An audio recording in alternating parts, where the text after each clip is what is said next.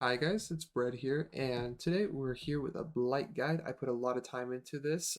This isn't as well done as I want it to be because I'm still a lot new to the video editing, but I want to get this information out there for newer Blight players. I know a lot of people struggle with the Blight, and this will also have some tips on what survivors do to counter. So either if you're a survivor main or a Blight player, you'll be able to learn from this. But anyways, I hope you guys liked the video. If you could drop a like and subscribe, I would really appreciate that. And let's get on with the guide.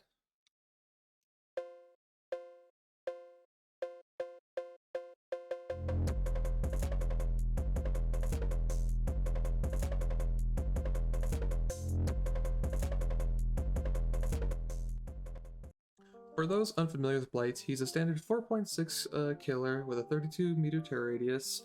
His power, you get 5 tokens. The first, you perform a Blighted Rush, and then after you bump into something, any other rush is going to be considered a lethal rush, where after that you can then swing and then use that to hit a survivor.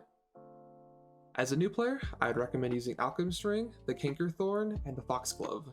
These 3 add-ons do not change the base kit of your power at all.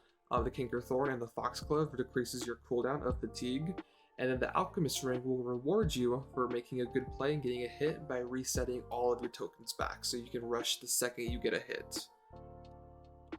For Blight, I would not recommend using the add-ons like the Chipped Monocle, the Compound 7, the Placebo Tablet, and the Shredded Notes. All of these have a detriment to your power, like for example, the Placebo Tablet makes you slower. Compound 7 will automatically make you face towards the survivor, which seems good at first, but that's going to mess up with your muscle memory. And then the Chipped Monocle is just going to be more of a distraction than anything else. It's not 100% accurate, and with enough time, you will be able to know when you are going to bump into something. And the Shredded Notes gives you faster regeneration, which sounds good, but at the cost of 1 of your rushes. Having 5 rushes is very important, so I would not recommend using this add-on as well. The Umber Salt and the Plague Vial isn't really required to hit flicks. They are a lot nicer on controllers, and if you are an Adrenaline Vial player, these add-ons will help you a lot because with Adrenaline Vial you can't really turn that much. But other than that, you don't really need these add-ons. The Rose Tonic and the Pistola Dust increase your slam duration, and they also increase your slam movement speed. So during your slam duration, you have a small window where you can move a little bit before your next rush. And with these 2 add-ons, increases both the duration and the speed, which is very helpful to getting yourself inside of doorways and also waiting out a dead hard or just waiting out for a survivor to spin. Vigo's Journal, Summoning Stone, and Soul Chemical have their own niche effects. Vigo's Journal is pretty nice in indoor maps if you want to kind of pull off a sneaky, stealthy Blight build. The Summoning Stone is just his perk Blood Favor in add-on form. It's alright, 16 meters is not too much. If you combine this with Alchemist Ring, then I can see you getting some value out of this. Soul Chemical is a pretty niche add-on. It's pretty fun if you want to do impossible skill check Blights. If you rush near somebody when they're healing or doing a gen, that gives them a tremendously difficult skill check. For more experienced players, this won't be that impactful. For some of his stronger add-ons, we have the Adrenaline Vial, which regenerates your tokens 1 second faster for a total of 1 second per token. It gives you an extra 2 tokens, so extra 2 rushes.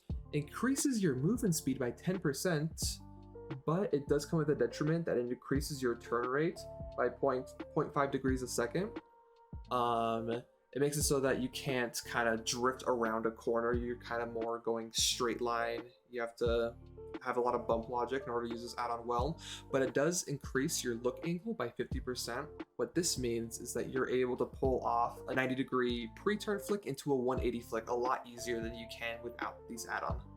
What I mean by this, a 90-degree pre-flick, is when you flick as far as you can to do a 90 degrees before you swing. And during the swing, you continue to flick, and that makes you do 180 degrees.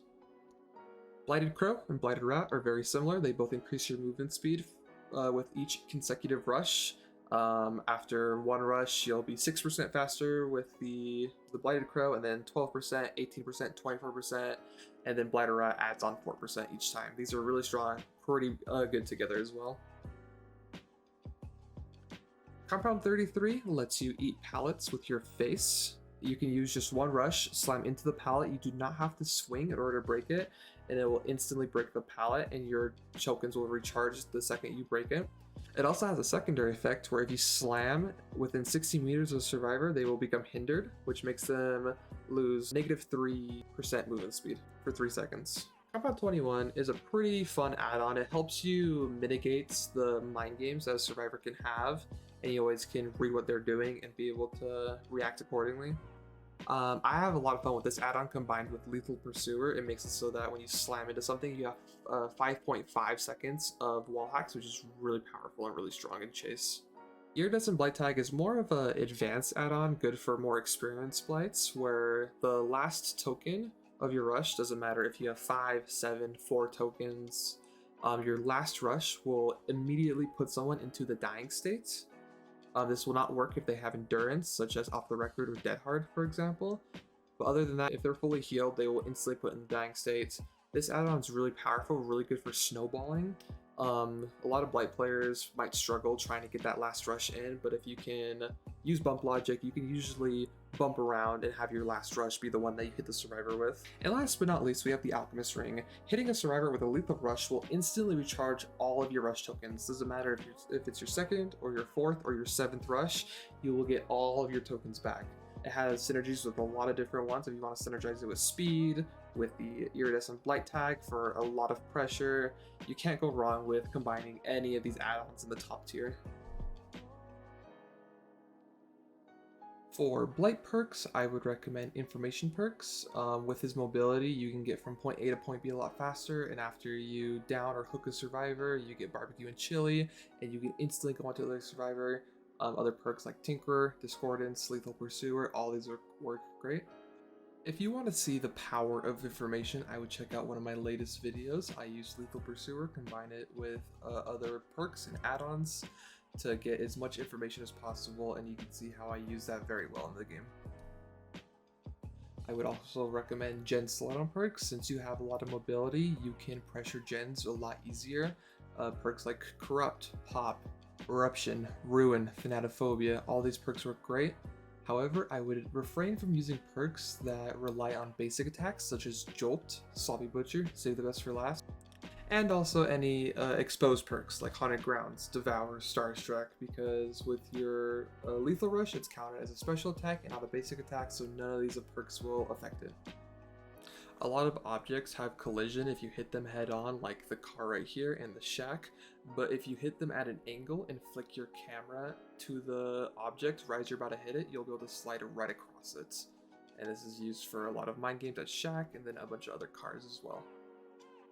Do be careful of the tarps on the Macmillan maps and the Autohaven maps because they have collision, and in order to bypass that, you need to do a hug tech. What is a hug tech, you might ask? It is when you use Blight's slam duration to move forward towards an object and you're hugging it, and then if you look down, you're able to just slide right on top of the object. You can see here I'm using this for a lot of mind games to position the survivor where I want them to be, and then I will just scoot around and then I'll hit them.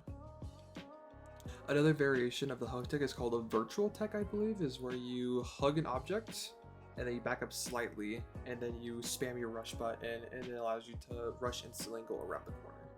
Another variation of the hug tech is called the moon rush, is that when you are hugging an object, you flick as you're about to do your rush, so you are facing one direction, but you're actually rushing in the other direction. Be careful though, if you are using Adrenaline Vial, it will be a lot harder to do a double back. Without Adrenaline Vial, you can do mind games where you can go back and forth on an object and to catch a survivor off guard. Blight has incredible zoning with his movement speed. You can use his lethal rush to cut off a survivor from making it to a strong loop or a building and forcing them to run away, which usually nets yourself a free hit. You also can use his movement speed to beat survivors to a window before they make it to it, netting yourself another free hit as well. When survivors have nothing to work with, they will usually go behind a tree or another obstacle to try to bait out a swing. Be patient, you probably have a few extra rushes, bump into the wall a few times, wait for a mistake, and then you can capitalize on it. When hitting a survivor in the open, you want to be patient. You don't want to swing too early because after like half a second, Blight's hitbox becomes really small and thin.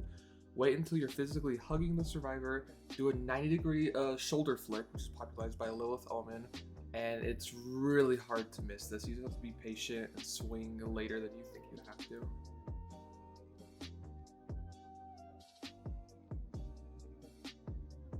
If a survivor knows you're going to commit to a flick, they'll usually go wide. Same with if they're doing a hug tech at any loop or anything like that. So I would be careful, take your time, be patient, see what they're doing. They also might wait around a corner for you to rush past them and then slip by you. I can't express how important it is to be patient as a Blight player with your slam duration. You have more than a full second to take in the information, see what the survivor is doing, and you get him out of position, get another free hit.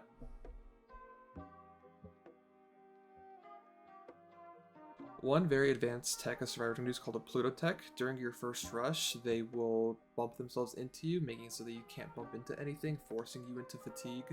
Prioritize using your first rush to bump into something and then hit the survivor, and that way they can't do anything. Do be careful because some spots on certain maps will also put you inside of a Pluto Tech. Just be aware of where they are. There's not too many of them, so you don't have to worry too much about it. You can use your red stain during a chase to make a survivor believe you're going to rush one way, but then quickly fake go the other direction, and you're able to get them out of position and get yourself a free hit.